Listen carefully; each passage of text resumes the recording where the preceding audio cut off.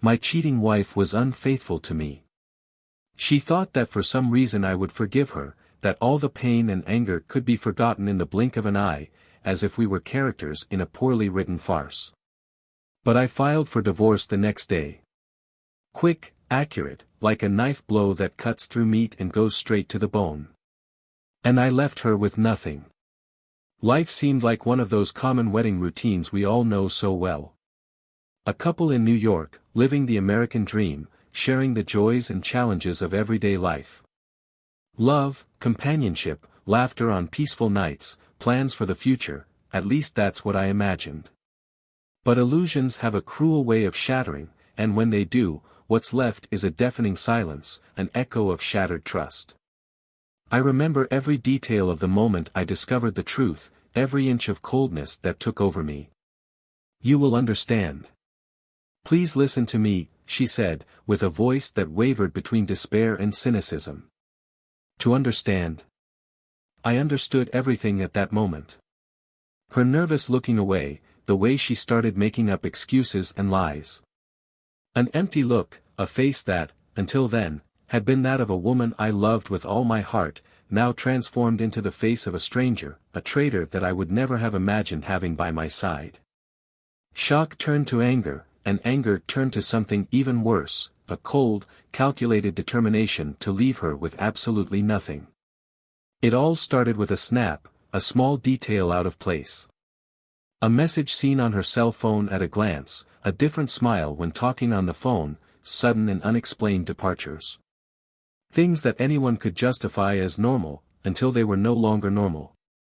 I wanted to trust, I wanted to believe that everything was a figment of my imagination, until the proof came at me like a sharp blade, cutting off any hope that it was a simple misunderstanding. Imagine coming home and realizing something is wrong. An awkward silence, a tension in the air that makes your stomach turn. The lights off, the absence of a "hi, love" at the door, and then, the sound of muffled laughter, an intimate conversation that should never have happened. That hit me like a punch in the stomach. I opened the bedroom door, and there she was, involved with another man, in our bed. A bed that I had bought, in a room that I painted and decorated with my own hands for both of us. She looked at me, and for a second, I saw the panic in her eyes, the fear that the fantasy built on lies was about to collapse. It's not what it seems, she tried to argue, wrapping herself in the sheets, while her astonished lover desperately searched for her clothes scattered on the floor. Isn't it what it seems? I almost laughed at the cruel irony. It was exactly what it looked like. A naked and raw betrayal, with no room for doubts or excuses. I stood there, frozen, watching that scene like someone watching a terrible movie that they can't leave. My mind was racing a mile a minute, but at the same time, it was like everything was in slow motion. Every second felt like an eternity, and every eternity was a new pain that I felt in my chest. I wanted to scream, break everything around me, confront that woman I once loved, but I held myself back. My fists clenched, the bitter taste of betrayal in my mouth. I said just 2 words, leave. Now. She cried, begged for understanding. Don't do that. We can talk, it was a mistake. Her words fell at my feet like broken glass, sharp and with no chance of being fixed. He, the lover, didn't say a word. With his face red with shame and fear, he grabbed his clothes and hurriedly left. But I didn't care about him. He was an insignificant detail in the chaos she had caused. She was the one I wanted out of my life. The next day, she continued trying to fix what couldn't be fixed. You will forgive me, won't you? We can start over, it was a mistake, I don't know what I was thinking. Her voice was weak, a mix of despair and arrogance, as if she really believed that I would forgive her. But I didn't hesitate. I called the lawyer, asked for a divorce immediately. I would leave her with absolutely nothing that we achieved together, nothing that she thought she could still keep. It wouldn't be revenge. It would be justice. And then, in the midst of all the chaos of the divorce, the final truth came out: she, too, had been cheated on. Her lover, the man she risked destroying our marriage for, had another life. Another family. And when she thought she could start a new life with him, she discovered he was just a pawn in a web of lies even bigger than hers. At that moment, I saw that fate had its own way of settling accounts. And she, who thought she had everything under control, who believed she could play with my feelings and get away with it, was now alone, abandoned and with no one to support her. The irony of it all makes me think. She expected me to forgive her. I hoped things could go back to the way they were before. But the question that echoes in my mind is, what exactly did she expect to find when everything fell apart? She thought she could have the best of both worlds, but in the end, she ended up with neither. Now, the question remains, how will she deal with the humiliation of being double betrayed? And me? I move forward, knowing justice has been served, but with the permanent scar of a betrayal I will never forget. Welcome to the channel. Here, betrayal will never be forgiven or tolerated. All the stories you hear are fictional, but the moral is clear: betrayal destroys lives and leaves deep scars. Get ready to dive into a powerful narrative, full of twists and turns, where every detail counts and no one leaves unscathed. Take a deep breath, because today's story will shock you. New York was a city that pulsed day and night, but for Carlos and Helena, the movement of the bustling streets was the backdrop to what they believed to be a perfect life. They had been married for almost 10 years, long enough for the overwhelming passion at the beginning to transform into a more comfortable, safer kind of love. Helena, an elegant woman, always attentive to details, worked as an interior designer. She knew how to transform spaces into something that reflected luxury and comfort, and perhaps that was part of her essence, creating beauty and harmony, even when life was sometimes chaotic. Carlos, in turn, was a man with a strong and charismatic personality. He worked as an executive at a technology company and had a stable career, which gave him pride and a certain peace of mind. Ambitious, but with his feet on the ground, Carlos always sought to do his best to guarantee a comfortable future for him and Helena. He used to wake up early, drink his coffee calmly and leave for work wishing both of them the best for the day.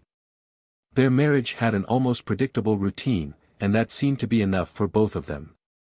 In the early years, Carlos felt like the happiest man in the world. The connection between him and Helena was visible to anyone who knew them. She was the type of woman who completed his sentences, who understood his silences and who, above all, was his safe haven. They were partners in every way, sharing achievements, challenges and dreams for the future. When they decided to buy an apartment in the upper part of the city, it was a milestone in the couple's success, a symbol of the life they built together. A welcoming place, full of memories, where both could be who they really were. On cold winter nights, they liked to curl up on the living room couch, watch old movies and talk about their plans to travel the world. Helena was always a woman of natural beauty, something that enchanted everyone around her, but it was her presence that really made a difference. She had a gift for making people feel special. When she was with Carlos, she always had a smile on her face. Joy seemed to overflow from her, a contagious joy that, for him, was a constant reminder that he had made the right choice. The nights were peaceful, filled with intimate conversations and genuine smiles. She seemed to be the woman that everyone envied and that any man would like to have by his side. However, as the years passed, life began to take on nuances that both did not expect. Carlos' professional commitments began to pile up, leading him to spend more hours at the office. Their work required frequent travel, which created a physical and emotional distance between them. When he returned from a week full of meetings and dinners with clients, all he wanted was to rest. But Helena, in turn, seemed to want to fill the gap of those days alone with conversations and displays of affection. She tried to keep the spark burning, romantic dinners, surprises and small gestures, but he was often too distracted to notice. Helena had her own world. Design projects, client meetings, and social events kept her busy. She liked being surrounded by people, listening to stories and participating in deep conversations. But as her professional life blossomed, her relationship with Carlos began to seem a little monotonous. The attention she once received from him seemed to diminish over time. It wasn't that he didn't love her, Carlos loved her deeply, but he began to see her as a constant, a certainty, while the rest of his life seemed to move quickly and out of control. And perhaps, without realizing it, he began to take Helena's love for granted, something that would always be there when he needed it. Deep down, Helena felt out of place.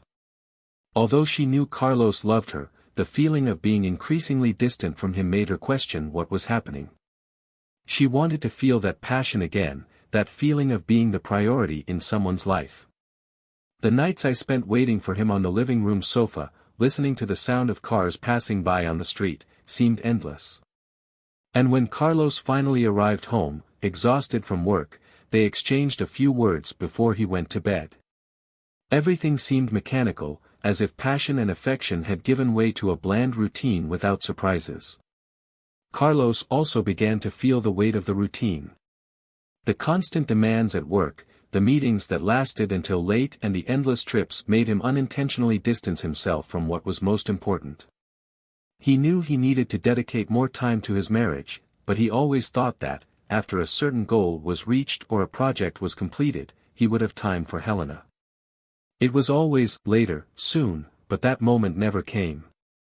However, he couldn't see the emptiness Helena felt. For him, marriage was safe, stable. It would never cross her mind that she might want something more than what they had. Helena's social life became a refuge for her. Going out with friends, dinners and social events began to fill a void that she couldn't even name. She laughed, had fun and, for a few hours, forgot about the silent loneliness that surrounded her. At one of these events, she was introduced to new people, including someone who, without her realizing it, would begin to stir her feelings in an unexpected way. A charming, eloquent man who seemed to pay attention to every word she said, something she felt she had lost in her marriage. He praised her work, showed real interest in her life, and Helena, lacking attention and affection, found herself smiling more than usual. Carlos, in turn, didn't even suspect that something was changing.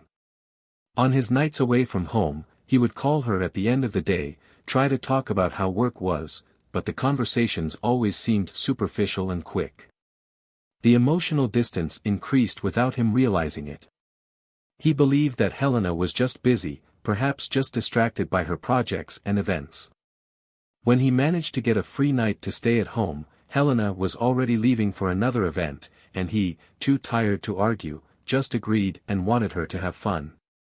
Without knowing it, I was creating the perfect scenario for something unwanted to happen.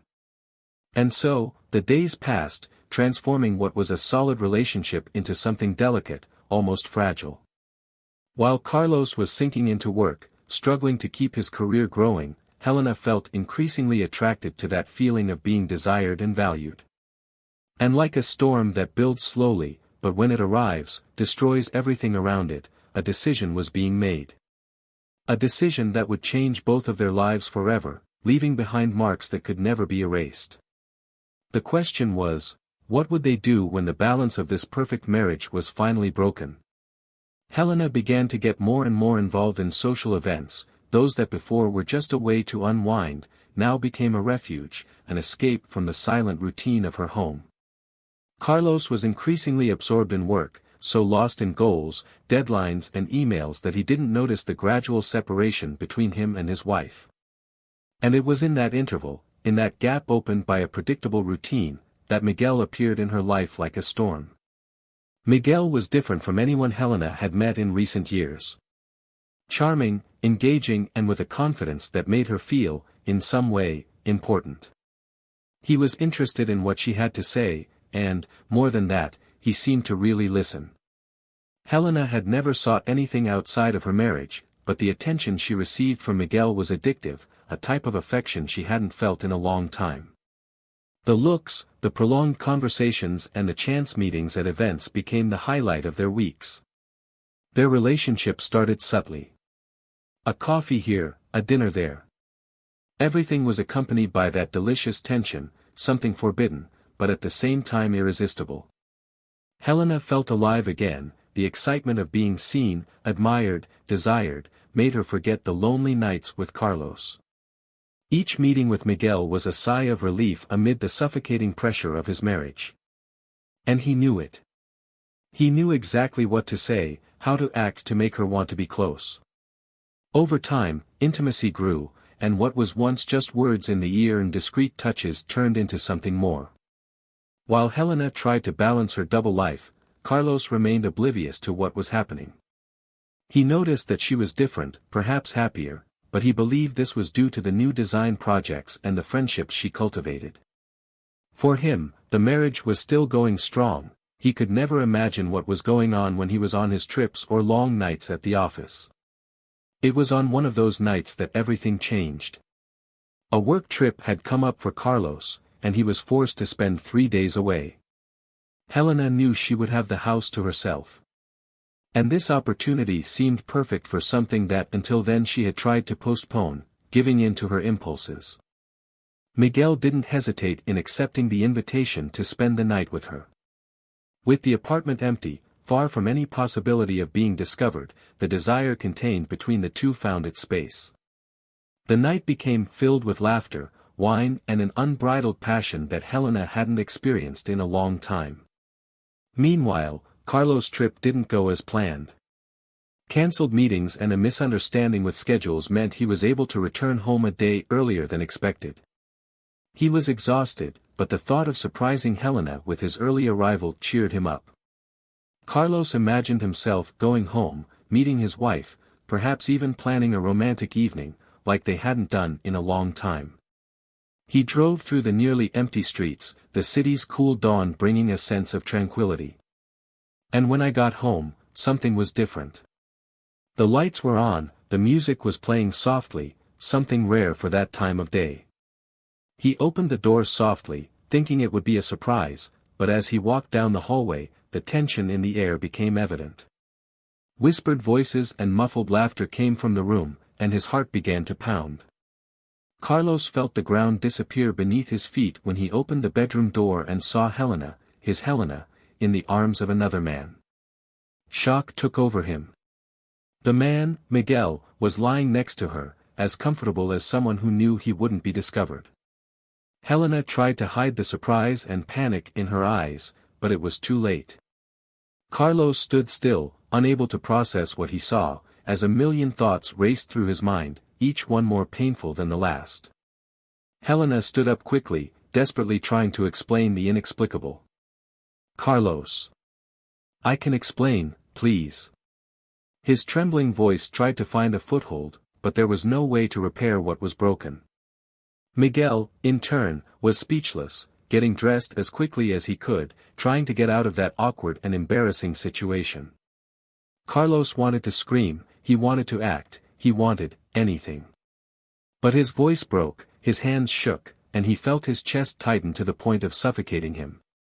Without saying a word, he turned his back, leaving Helena there, stunned, lying next to the bed, where, minutes ago, she laughed and gave herself to her lover. He left the house, aimlessly, trying to understand how his life had gotten to that point, while Helena stayed behind, trying to put back together the pieces of what she herself destroyed. A betrayal that, now, could not be ignored. And as the night faded into despair and silence, Carlos' thought was clear: how could this happen? How could the woman he loved so much, who he trusted above all else, betray him like that? And what else was behind this betrayal that he didn't already know? Carlos didn't make it home that night. He wandered the streets aimlessly, feeling his head spinning with confusing and painful thoughts. Every street he crossed seemed to take him back to the same scene, Helena and Miguel together, laughing, sharing intimate moments. It was like an open wound that he couldn't stop touching, even though he knew it would only make the pain worse. He went to his car and stayed there for hours, in complete silence, trying to understand how everything had gotten to this point. As the sun began to rise, Carlos made a decision. It was time to face the situation head-on. He returned home, with steady steps, but with a heavy heart. Helena was sitting on the sofa, waiting for him. Her eyes were red from crying, an expression of guilt that she couldn't hide. The silence between them was thick, and the air seemed full of words that needed to be said, but no one had the courage to speak. "Why, Helena?" was all Carlos could ask. His voice was deep, full of pain. He stood, distant from her, as if Helena's presence was a poison that he needed to keep away from. She looked up at him, her face damp with tears, but without the courage to look at him directly. "I don't know.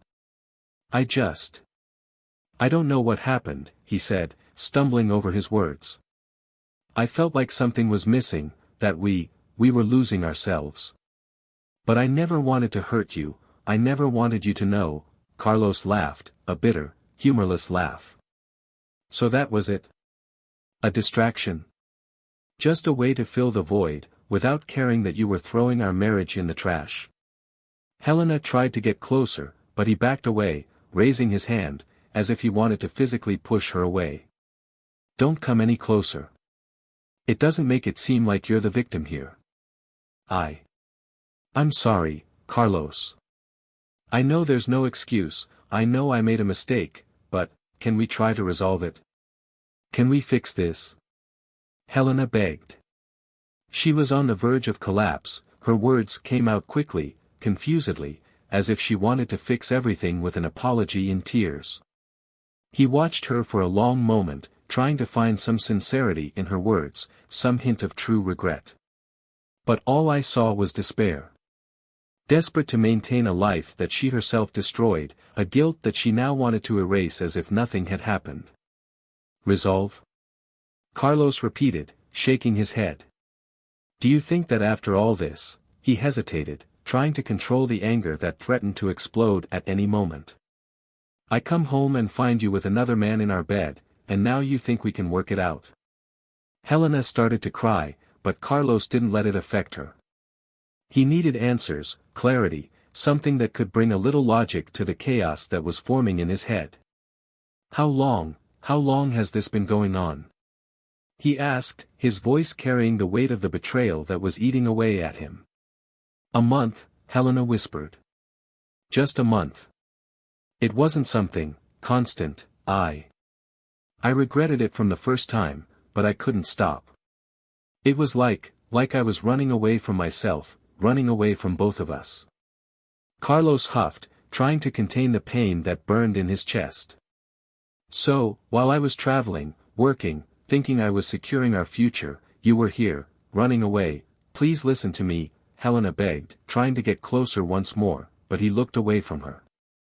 It wasn't just the act of betrayal that consumed him, but the deceit, the fact that she had hidden everything from him while pretending everything was fine. Carlos began to walk away, going to the room where he and Helena used to share confidences, laughs, moments that he believed to be true. Now everything seemed tainted, a lie that extended to every aspect of his life. "I can't stay here anymore." "Not now," he said, his voice sounding distant, as if he were saying goodbye to something that would never be the same again. "Don't go, please, Carlos. I know I made a mistake, but I love you. I still love you," she pleaded, but her words sounded empty to him, like broken promises. "Love? This is not love. You destroyed everything we built." "How can I believe anything you say now?" he replied, already walking away, heading towards the door. "I am going out. I need space to think. And I don't know when, or if, I'll be back." And so he left, leaving Helena behind, with her tears and her regrets. Carlos needed time to understand, to digest everything he had discovered. But there was something he still didn't know, a truth that awaited him, something he could never imagine. In the days that followed, Carlos completely distanced himself from Helena. "I spent my nights in a small hotel outside the city, avoiding contact, trying to think of my next move." He knew he wanted a divorce, he knew he needed to put an end to everything, but the thought of confronting her again was unbearable. It was like coming face to face with all the happy moments they had lived that now seemed like a farce. Helena, on the other hand, was panicking. She knew she would lose Carlos, she knew he would never be able to forgive her. But there was something worse than betrayal, something that tormented her deeply, and that was not just her mistake, but Miguel's mistake. The man she had risked her marriage for had secrets of his own, and one of them was about to be revealed, changing everything. Helena called Miguel, desperate, trying to understand how to deal with the situation. She wanted him to be supportive, to help her understand how they could resolve all of this. But what she found was a man who seemed distant, impassive. "Look, Helena. I didn't expect things to come to this," he said, his voice cold. "I can't get involved in this anymore. You need to deal with your marriage, with your life." "What do you mean, Miguel?" "You told me that," Helena tried to argue, but he interrupted her abruptly. "I said a lot of things, Helena. And maybe you believed it all. But the truth is, I also have my life. I have my problems, and I can't afford yours too." "Can't you afford it?" she repeated, not believing what she was hearing. "You convinced me that it would all be worth it, that I should follow my feelings, and now you just turn away." Miguel sighed, as if he was tired of that conversation. "You knew what you were getting into, Helena. You knew this wasn't meant to last. And I never said I would leave everything for you. You lied to me," she shouted, anger taking over her voice. "How can you do that? Lie? You were the one who was lying to your husband," he countered. "I was just taking advantage of what you offered me. And now it's over. You need to move on." The line went silent, and Helena, feeling betrayed again, just hung up the phone. The truth was clear, she was alone. Miguel used her, manipulated her feelings, and now, when everything fell apart, he walked away as if he had never had any involvement. But the worst was yet to come. When Miguel hung up the phone, Helena began to wonder about everything he had said, about every detail of their relationship, and something started to not make sense. Something she needed to find out, and quickly. Carlos, in turn, was about to face not only the pain of betrayal, but the revelation of a secret that would completely change the way he saw everything. And, when confronting Helena for the last time, he would discover that the betrayal was just the beginning of something much bigger. Carlos did not return home in the days following his discovery. He avoided any contact with Helena, trying to understand the betrayal and coldness with which everything happened. However, over the days of being away, he realized that he needed to face it once and for all, not to solve it or fix it, but to close the chapter in his life that now seemed like a lie. He returned home, and his presence was a shock to Helena, who waited for him every day, eager for an answer, a chance to make amends for what she had done.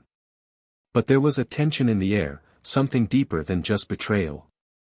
Upon entering the apartment, Carlos smelled the familiar scent of Helena's perfume, which brought back memories of a happy life, of a relationship that he now knew was built on lies. Helena, upon seeing him, felt a tightness in her chest. It was her last chance to try to explain, to try to show that, despite everything, she still cared, still wanted to save what was left of their relationship. "I just came to get some things," he said coldly, trying not to let her presence shake him. There was something in Helena's eyes that was different. She seemed more anxious, more nervous than usual. Something wasn't right. "Carlos, please, can we talk? Just a little. I need to tell you some things you need to know," Helena begged, her shaking hands trying to get closer to him. He took a deep breath, wanting to ignore her, but something about her urgency made him stop and listen, at least for a moment. She knew this would be the only time he would be willing to listen, and the truth was bigger than both of them. He turned to face her. "You have 5 minutes. Say what you need to say," he stated, firmly, but he felt a growing discomfort when he saw the desperation on her face. Helena swallowed. The words were heavy, they seemed to stick in the throat. I don't know how to start. There's something I need to tell you, about Miguel." Carlos felt his stomach drop when he heard the name. "What about him?" he asked, his voice filled with anger but also with restless curiosity. Why, after everything, would she still talk about him? he tricked me. It wasn't what I thought. Everything he said to me, everything that seemed true, was a lie. Helena's voice was almost a whisper, as if she were confessing something unconfessable. I found out, after you left, I went to confront you. And I found out that, he's married. Carlos closed his eyes, trying to absorb what he had just heard. Married? He repeated, feeling the irony of the situation. Helena had destroyed their marriage for a man who, in turn, had a double life. And why does it matter now, Helena? Do you think knowing that you were tricked also changes anything? Helena despaired, her voice louder and anguished. You don't understand. His wife, she came after me. She called me. I said I knew everything, and that, Helena hesitated, as if the next words were the most difficult of all, that Miguel was using me to get money. To blackmail you. Carlos frowned, trying to understand. Blackmail? What do you mean, blackmail? He asked, confusion mixed with anger. What did Miguel want with him? He felt his heart quicken, as if a new layer of betrayal was about to be revealed. Helena took a deep breath, closing her eyes for a moment before speaking. When I started getting involved with Miguel, he made me believe that we could have something true, something that would fill the void I felt. But it was all part of a plan. He knew who you were, Carlos. He knew about your company, your money. He wanted to use our relationship to manipulate you, to gain access to your accounts, your financial life. The ground seemed to disappear beneath Carlos' feet. He was silent for a few seconds, while Helena continued, trying to hold back her tears. He started asking me for information, things that, at the time, I thought were harmless. About the company, about the customers you had. He asked me questions, and I answered, thinking it was just curiosity. But now I know, he was trying to steal everything from us. Carlos felt his blood boil. He approached her, his eyes fixed on hers, trying to find some lie, some manipulation, but he only found despair. Are you saying he used you to rob me? That you handed me over to him? Helena nodded, tears flowing freely now. I didn't know, Carlos. I was an idiot, I let myself get carried away, but when I discovered the truth, when I realized that he only wanted to use our relationship to harm you, I broke up with him. That's why I didn't tell you anything before. I thought I could solve everything, that I could end this madness without you knowing. Carlos was in shock. He turned away from her, trying to process all the information at once. Her betrayal wasn't just ordinary infidelity. It was something much deeper, more perverse. She had opened the door to a man who wanted to destroy her life, her work, her future. So, you gave everything to him. Our life, my company, did you give everything to this man? Carlos shook his head in disbelief, unable to control the mixture of anger and pain he felt. I was used, Carlos. I didn't know she began, but he interrupted her. Didn't you know? Don't you know? He shouted, unable to contain his anger. You destroyed everything we had. You destroyed my work, my trust, our life together, and now you want me to believe that you were a victim? Helena burst into tears, breaking down in front of him, but Carlos couldn't feel anything other than contempt.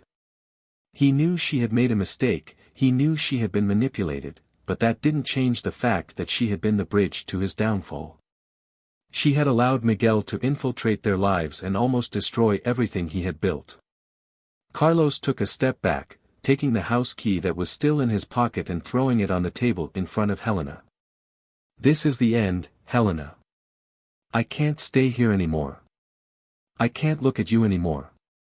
Go away. Get out of my life. And never come back. He turned and left, slamming the door loudly, feeling as if the weight of the world had finally fallen on his shoulders. There was a new fight ahead, not just for betrayal, but for his own life, his own future. Helena was left behind, in pieces, knowing that she had lost everything, and that she could never fix what she had destroyed. Carlos left that house as if he were leaving a prison. For the first time in weeks, he felt like he was finally freeing himself from the pain, the anguish, and all the lies that had enveloped his life.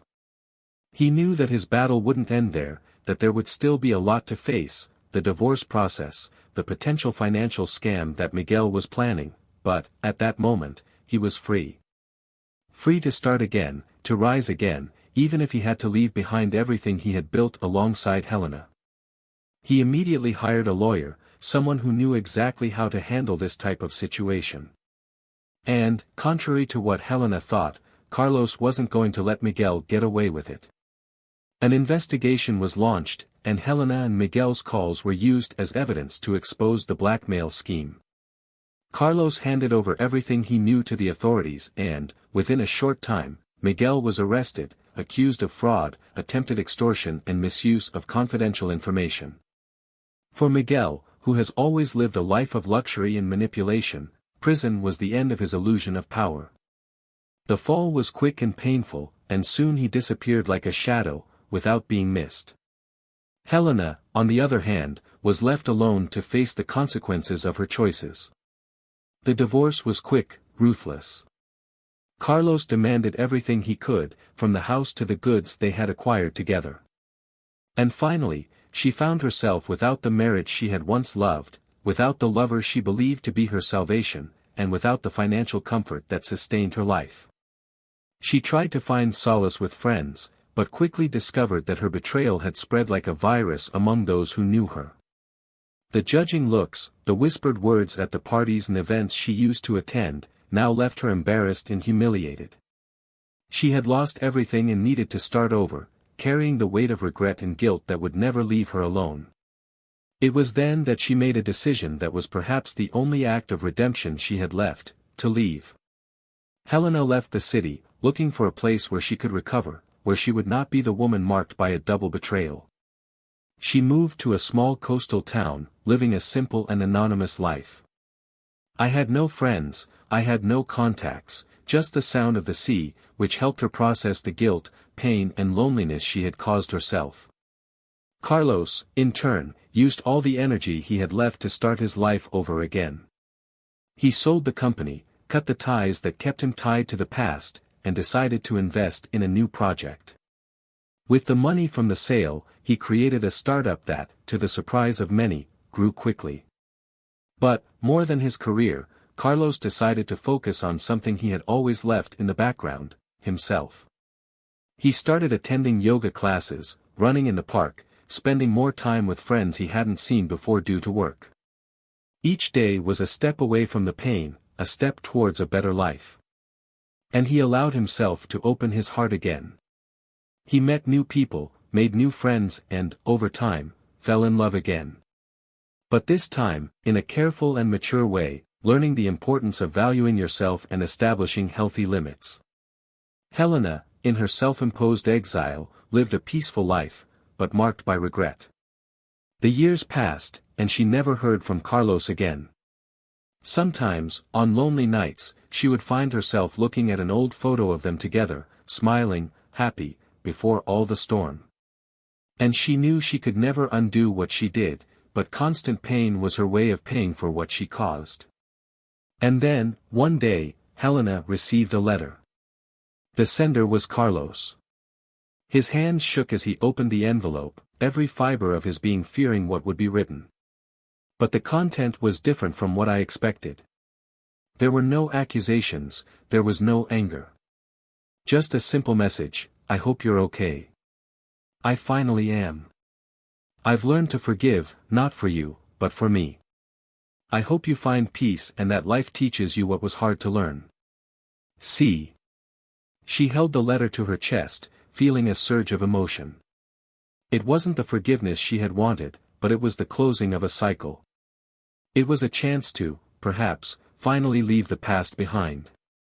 Carlos, when sending that letter, knew he wasn't really forgiving her. He knew he couldn't forget what happened, but that act was more for himself than for her. He had moved on, and it was time to close that chapter with dignity. Carlos and Helena's story came to an end, and they both went their separate ways. One started his life over, rediscovering himself, while the other lived with the shadow of his choices, trying to find some kind of redemption. In the end, it was a lesson in trust, repentance and the strength to rise again even in the face of the worst betrayal. And you? What did you think of this story? Share your opinion in the comments, we want to know what you think. And don't forget to subscribe to the channel so you don't miss any of our impactful and exciting stories. Remember, here, we never support any type of betrayal.